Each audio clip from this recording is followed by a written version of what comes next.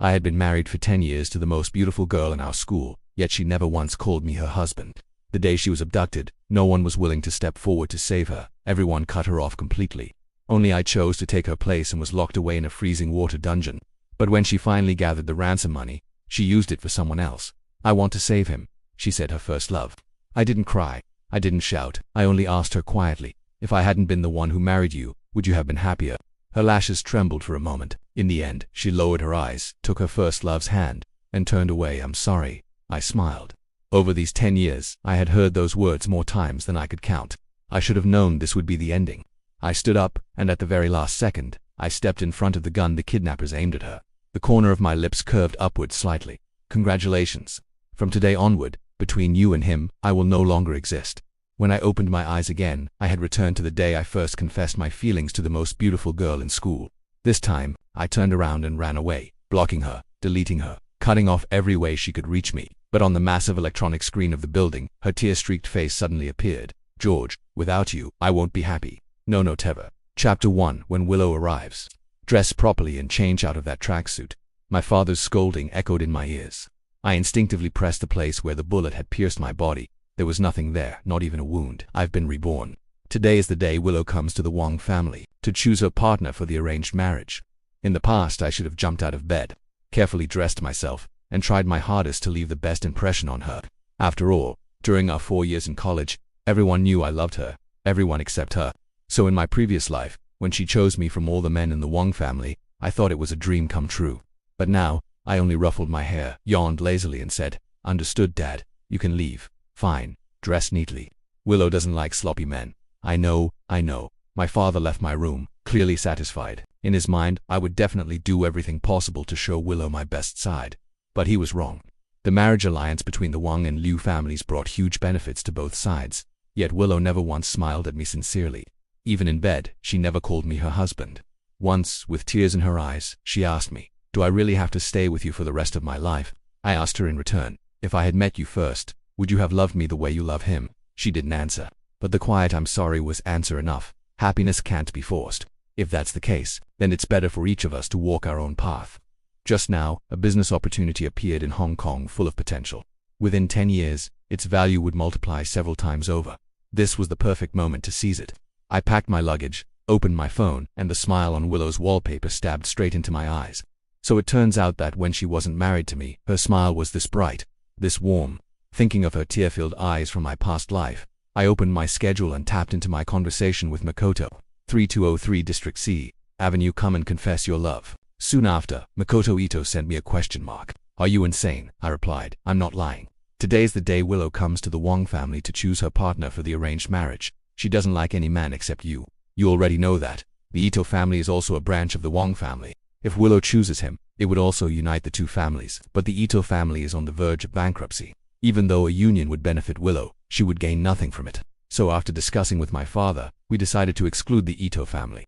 I admit, I have personal motives. I know that if Makoto comes, I won't have a chance. But later, my wife looked at me with tears in her eyes. Am I yours for the rest of my life? Are you happy? I wasn't happy. In this life, everyone should live for themselves. Chapter 2. I disguised myself as a plain, unremarkable guest, blending in while watching Willow as she arrived at the event. She still looked the same as in my past life, cold, distant, untouchable, as if no man but Makoto could ever catch her eye. After rejecting the last cousin, she impatiently glanced at the door. Then she turned to my father. "Mr. Wong, is everyone here?" Father smiled. "Well, there's still one more who hasn't arrived yet. Don't worry, Willow." I'm not worried." She sat upright, her gaze once again fixed on the entrance. In my past life, she had looked toward that same door, longing for the arrival of the one she loved. But after a long wait, when he didn't appear, she finally raised a finger toward me, her voice as cold as ashes. "Then, it's him." With a single dismissal, I had fought for her life and death for years. I sent a message to Makoto. "Aren't you coming?" The next second, the door swung open. Our eyes met. It felt as though we were destined to meet at this very moment, just as in the last life. I lightly curled my lips. I pushed the brim of my hat down and turned to leave. "Willow, without me, will you finally find happiness?" Silently, I whispered to her, "Congratulations." "Thank you, but I don't plan on marrying you." Willow's words stunned everyone in the room. No one knew Makoto was the one she truly loved. But I had already left, unaware of the scene. Makoto thought he had misheard Willow. "You've rejected everyone in the Wong family. Is there someone else you want to choose besides me?" Willow looked at my father. Mr. Wong, hasn't Geo arrived? Father froze. Willow had always been indifferent toward me, and in the past life she had always called me by my full name. This was the first time she addressed me with such warmth at child. Something came up, and he went out, Father said, wiping the cold sweat from his forehead. Willow froze. What could be more important than being engaged to her?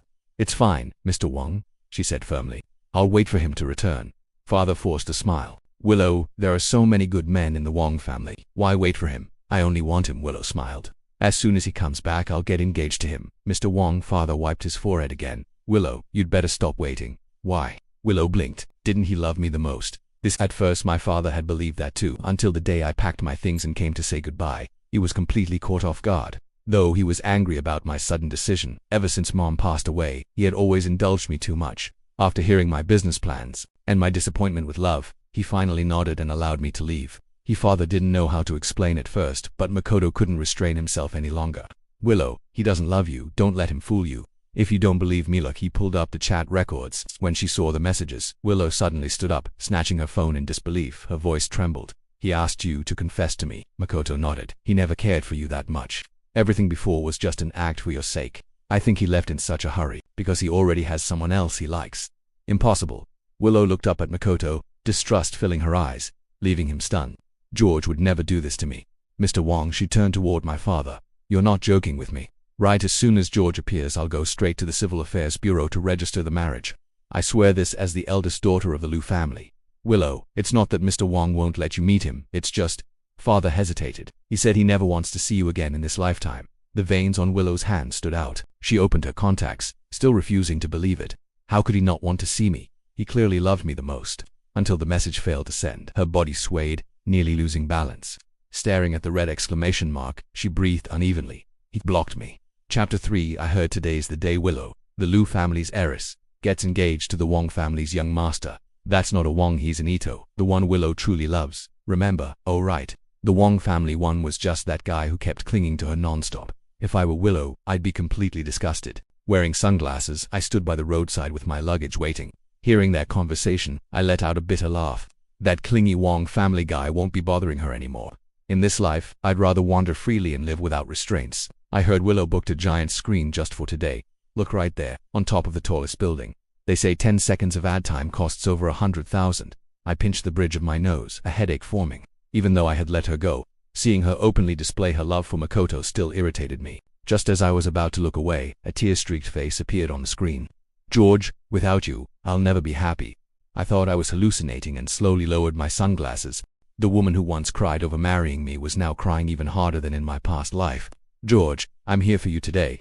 If you come back, I'll go straight to the Civil Affairs Bureau with you, I swear. I must have lost my mind. Willow actually wants to marry me willingly. This had to be an illusion. Maybe my reborn senses still hadn't adjusted yet. George, I know you can hear me. If you won't respond, that's fine. I'll come find you myself. Whispers erupted among the crowd. Did I hear that right? Our goddess is confessing to that simp George. Aren't simps supposed to lose everything in the end? But that Wong family simp actually won in the end. Their voices forced me to face Willow's public confession head on. I slapped my cheek slightly, forcing myself to calm down, confirming once again that the person on the giant screen was really Willow. But how was this possible? Had she actually fallen for me? The moment that thought appeared, I slapped myself again. Ridiculous. Hadn't I suffered enough in my last life? Apparently, Willow was even more rational than I imagined. For the sake of a profitable family alliance, she could still endure staying with someone she didn't love. That thought chilled me to the bone. The taxi arrived. I dragged my suitcase inside and left. The moment I got out, someone suddenly pointed at me. That's him. Catch him. My body stiffened as more than a dozen people rushed toward me. Only then did I realize they were after me. Without thinking, I grabbed my suitcase and ran. I ducked into a convenience store, but the clerk stared at me for a few seconds before suddenly shouting, "George, oh my God, you walked right in here." Startled, I bolted back out. Hiding in a narrow alley, I finally pulled out my phone to check the news. The instant I opened the app, a bold headline stabbed into my vision. Willow offers a 10 million yuan reward to any citizen who can provide clues about George's whereabouts. How did Willow become like this? When we were together, the thing she regretted most was marrying me. I stepped aside so she could be happy, so why was she clinging so desperately now? Pulling my collar up to cover half my face, pressing my sunglasses firmly on, I headed straight for the airport. George, a chill ran down my spine. I would never mistake that voice. It had called my name countless times in my previous life. George, how long are you going to keep running from me? The sharp sound of high heels echoed behind me. Just as she reached for my wrist, I waved down a taxi and jumped inside. Drive as fast as you can. I kept my face hidden, afraid even the driver might turn on me if he recognized me. The taxi shot forward. I glanced back. No one followed. I finally let out a breath of relief until the driver suddenly slammed on the brakes, throwing me into the seat ahead. Mr. Someone's blocking the road. I looked up. A supercar executed a flawless turn and stopped directly in front of us. That license plate, it was Willow. "Yes, sir, I'm sorry, but you'll have to get out. I can't drive you any farther." Seeing the 5-7s on the plate, the driver panicked and hurried me out of the car. The moment my feet hit the ground, I sprinted toward a nearby residential area. No way a supercar could follow me through such narrow streets. "George, stop." Sure enough, Willow got out and chased after me. She took the bait. I doubled back, yanked open the supercar door, and slid into the driver's seat. "Borrowing this for a while. I'll return it once I reach the airport." With that, I floored the accelerator and sped off. Chapter 4. I thought I had finally shaken Willow off, but when the roar of an engine suddenly filled the air, my heart still skipped a beat. Seeing her riding a motorcycle, speeding up alongside me, I couldn't help feeling anxious. Racing a supercar on a motorcycle, had she lost her mind? She raised a hand, helmet on. "Stop, no chance." This time I had already decided I would never get tangled up with her again. To force her to give up, I slammed the accelerator down, pushing the car to its limit and leaving her behind. If she tried to catch up now, it would be suicide. But then a dark figure shot past me from the side. I froze. The motorcycle overtook me, made a sharp turn, and stopped directly in front of the car. I was about to crash into her. I slammed the brakes. My head smashed into the airbag. The supercar door was pulled open, and she slid into the driver's seat. "I knew you wouldn't dare crash into me." I collapsed into the passenger seat, completely drained. "What do you want from me?" She tilted her head, looking at me with a playful smile. "You've been avoiding me. Could it be that you're afraid that when you see me again, you'll still feel something?" Her words froze me in place. Could it be she had been reborn too? "Isn't it meaningless to keep chasing me?" I snapped, irritation rising. They were the same words she had said to me countless times in my previous life. A flash of sorrow crossed her eyes, then vanished instantly. "George, admit it. You're just afraid you'll fall for me again, and I'll have you wrapped around my finger." "Bullshit. Then would you dare come with me to Hong Kong?" I paused. She smiled at me, and for a brief moment I lost myself. She was smiling at me. "You're going there for investments anyway. What are you afraid I'll follow you and you won't be able to handle it?" Her provocation always worked. I took out a lighter and lit a cigarette in front of her. She froze for a second, but instead of the disgust she had shown in my last life, she didn't seem bothered at all. I had quit smoking for 10 years because of her. I exhaled slowly. "Fine, I'll go, but don't slow me down." She didn't mind the smoke curling through the air. Instead, she leaned closer. "You're the one who'll slow things down, huh?" In Hong Kong, Willow knew the city better than I did, because in our last life, Makoto had worked here. I had once suggested traveling to Hong Kong with her, even wrote a 30,000-word guide. All I received was her cold reply, "Is it fun? I don't have time to play with you." This time, however, she was far more enthusiastic than before. One night she pulled me toward the hotel's floor-to-ceiling windows and pointed at Victoria Harbor. "The lights look the most beautiful at this hour." Look, I barely paid attention. "It's fine." The next day she dragged me to Disneyland from the entrance all the way to the exit, holding cotton candy and flipping through the photos of us on her phone. "Why aren't you smiling?" "The pictures don't look good," I yawned. "You dragged me here. I'm not really interested." She paused, then smiled faintly. The day after that, she took me to Victoria Peak, standing at the highest point of Hong Kong, overlooking the entire city. She said, "You said you liked climbing mountains the most. It's okay." She looked at me, confusion narrowing her eyes. "I remember you said you really wanted to come here, did I?" I scratched my wind-tousled hair, not caring about my image in front of her. "Don't remember." It wasn't until we stood before the Tiantan Buddha that I finally realized that the itinerary she had arranged was exactly the same as the one I had carefully prepared in my previous life. What a pity. Back then, the journey would have felt far more meaningful because of the person beside me. I had never cared much about scenery. Now Willow belonged to the past, and even the places I once longed to visit had become nothing more than fading memories. After she prayed devoutly, placing incense into the burner, she looked up at the Buddha and asked softly, "George, are you happy being with me?" No. I couldn't lie before the Buddha. She turned her head to look at me. "What if I'm asking about the time we spent traveling together?" "No." She pressed her lips together, forcing a smile. "Before it was you who wanted me to come here with you." "Yes," I replied calmly. "But it's too late now." The incense smoke curled upward, and her voice softened. "All right, I understand." After a pause, she continued, "But I won't give up." She looked at me steadily in front of the Buddha. "I won't lie." I lowered my gaze. Her bright eyes caught my attention. For a brief moment, it felt like I had returned to the day I first met her. Those eyes, like lightning, striking straight into my heart, binding my entire life to her from that instant on. But that was all in the past. "Do as you wish," I said. "I won't be with you. When you regret it, you can walk away on your own." I turned and left. Chapter 5. Willow left faster than I expected. When I woke up the next morning, she was already gone. I called her, no answer, although I had let her go. Out of basic concern, I still activated my network to look for her. Seeing her messages unanswered, a vague unease crept into my heart. Days passed. After handling my business matters, there was still no word from her. Could something have happened? I frowned unconsciously. Then news came from the mainland. She had already returned. I finally relaxed. At least she was safe. But when I got off the plane and passed by the park on my way home, two familiar figures stopped me cold. It was Willow and Makoto. The wind lifted Willow's hair, letting it rest lightly against Makoto's fingers. I heard him ask gently, "If he doesn't want you, I do." A sharp pain spread through my chest. Although I had decided to cut ties with Willow, I had never regarded her as an enemy. When she disappeared without a word, I had even worried about her. If she had simply stepped back and parted ways with me, I would have felt nothing. But now she returned without a message, turning to Makoto while still carrying unresolved feelings for me. That was something I couldn't accept. It reminded me too much of my failed past life. Forget it. We should have no further connection. She was merely a karmic bond I would carry for eternity. I didn't alert them. I quietly turned away. Then I blocked every contact related to Willow and erased every trace of her from my life. From that moment on, I severed all ties with the past. The Hong Kong business deal was complete. From now on, there would only be gains, no losses. With that settled, I began planning another trip. In my past life, I chose Hong Kong because Willow loved it. But the places I wanted to see were elsewhere.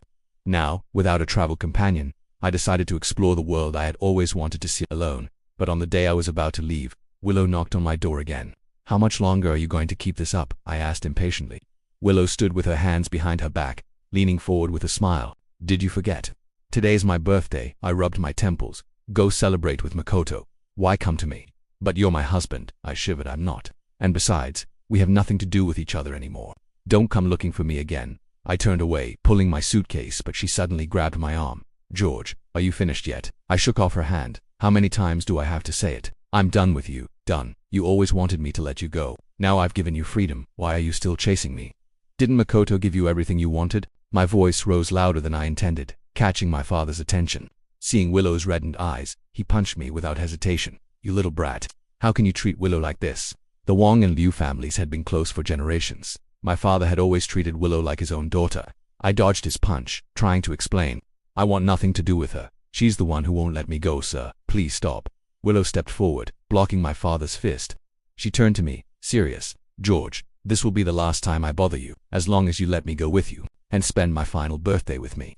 After midnight, I will never trouble you again." I rubbed my forehead. "Really?" "Yes." She raised her right hand. "I swear." As the eldest daughter of the Liu family, I thought for a moment, "All right, you'd better keep your word. After today no more MM." Her eyes lit up. She jumped forward and hugged my arm. "Then let's go." A strange sensation ran through my body.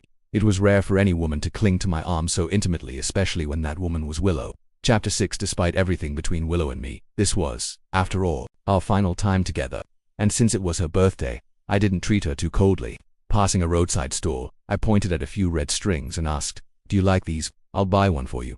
I didn't expect her to agree. Such cheap trinkets were never her style. I asked purely out of habit. Sure. When she smiled and nodded, I thought I'd heard wrong. You'd actually like this." "I like anything you buy for me." For a moment, I felt as if the woman in front of me with her sparkling eyes had been replaced by someone else. I tied the red string round her wrist. She lifted it toward my eyes, showing the red beans attached to it. "Do you know what this means?" "No," I replied indifferently. "You're ridiculous." She tapped my forehead lightly with her finger. "Haven't you heard? On exquisite dice embedded with red beans, it symbolizes deep longing. Do you know what it means?" I froze for a moment. I really couldn't stand her clingy, sweet demeanor. "Say that to Makoto instead." I couldn't bear sharing a romantic phrase like that with anyone else. She smiled, seemingly unbothered, watching her cherish the inexpensive red string. I felt a pang of guilt. "Let's go shopping. I'll cover all the expenses. Is this your gift for me?" She blinked. "Something like that. I haven't had dinner yet." She laughed softly and hugged my arm. "You don't have to stay with me. I've already prepared everything." The hotel door opened, revealing a huge birthday cake and piles of gifts filling the room. I froze. These gifts from someone else?" "No, they're all for you." I pointed at myself. "For me. But it's your birthday." Willow smiled, her eyes crinkling warmly. "Yeah, this is me making up for your birthdays. Come, take a look." The birthday gifts were neatly organized by age from birth, 1 year, 2 years, all the way up to 32. 32. In my past life, Willow and I had married at 22. 10 years later, I died for her. I had celebrated more than 10 birthdays with Willow, yet she never remembered mine.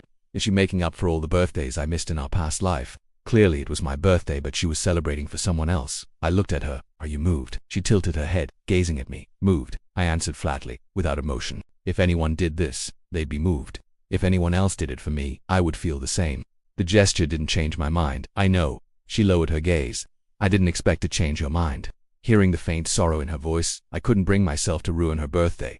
Then what do you want? I'll make it up to you. Well, it seemed she had been waiting for this moment. Will you accompany me to a Buddhist temple? Chapter 7. I accompanied her to the temple, where we made offerings. She took out a ring. Its design strikingly similar to the wedding ring we had in our past life. George, I have one last wish. Will you help me put it on? I furrowed my brows. Are you asking me to propose? She laughed, a bright, ringing sound. Ha ha ha tilde, so, would you? In front of the Buddha, one cannot lie. I shook my head. I wouldn't. She continued smiling, then sighed. I knew you'd answer like that. Don't worry. It doesn't have any special meaning. I just wanted you to put a ring on me. I swear on the Buddha, after midnight, I really won't bother you again. I exhaled and slipped the ring onto her finger. She gazed at it for a moment, then leaned gently on me. I stiffened, but out of respect for the moment, I didn't pull away. George, I love you, I responded lightly. You can't lie in front of the Buddha. That's why I came here to tell you. It was madness. I furrowed my brows. At first I really didn't like her, but after 10 years, even a stone would have been warmed by her. Stop. I didn't want to hear any more. I remembered the past life, and I didn't want to hear her manipulate my heart again. I'm not lying, George. She rested her head on my shoulder, looking down at the lights below the mountain. I know you hate me, and I'm not asking for your forgiveness. My biggest birthday wish is still that you can be happy forever. You're acting strangely today. I lowered my gaze, noticing a few drops of blood on the back of my hand. Willow. I pulled her into my arms, and noticed blood at the corner of her mouth. I'll take you to the hospital. Just as I reached for her, she raised her hand to stop me. Don't. It's too late. It's midnight. The temple bell echoed. My breath trembled. Midnight. What does that mean? My time is up. In my last life, I should have died long ago. This life with you, I begged for it. What are you saying, George? Her bloodied lips curled slightly and she raised the hand with the ring. Thank you for putting the ring on me. I truly love you. Her hand fell into mine, and the space between our palms was filled with warm, slick blood. Her eyes reflected the lights of thousands of homes below. I wish time could just freeze. At this moment, the person in my arms was silent. My hand stiffened. Suddenly an emptiness spread through my chest. Chapter 8. Willow's side story. I knew from an early age that I was just a character in a novel. By chance, I discovered my fate to be shot in the heart by a kidnapper. But tragically, by this point, I had already fallen in love with George. I wanted to start accepting the love he offered, to bear his children, and grow old with him. But fate played a cruel joke. With only a few years left to live, I looked at the man sleeping beside me. My fingers lightly traced the sharp contours of his face, and I couldn't help but cry. By the time I die, he will be 32. There is still so much of his life ahead. Let him hate me. Let me be the wicked woman in his heart, the one who loved another man. That way, when I leave, he can easily let me go. I threw all the birthday gifts I had prepared for him into the fire, even the roses he had given me. Then, when he came home and saw the ashes of the roses, I would coldly smile at him. No amount of roses could create love. Don't waste your efforts. The day the kidnappers took me, I never thought he would die for me. So when I had a chance to redeem someone, I chose Makoto without hesitation. I knew the plot. The kidnapper's target was me. The ransom was just a way to seize my assets before I died. That bullet would pierce my chest as I walked away with Makoto. I didn't regret it. When he saw me choosing another man, he would surely let me go. But I never expected him to break free from the plot and step in front of the gun. I made a pact with the system to reset everything to how it was before. Even though my death had been blocked by him, and this life allowed me to live 100 years, I didn't want that. I wanted to save him, even if I could only live until my next birthday. But I didn't expect that he, too, had been reborn. Perhaps this was fate giving us another chance. We still had a few months together. In the last life, I made him chase me for so long. What's wrong with me chasing him this time? If I fail, it doesn't matter. After all, I am dying. As long as I can relive the beautiful moments we once had, even for a moment, it will be enough. The most important thing is to say the love I couldn't express in my previous life. In front of the Buddha, one cannot lie. Husband, I love you in this life. May you live long, healthy, and enjoy happiness.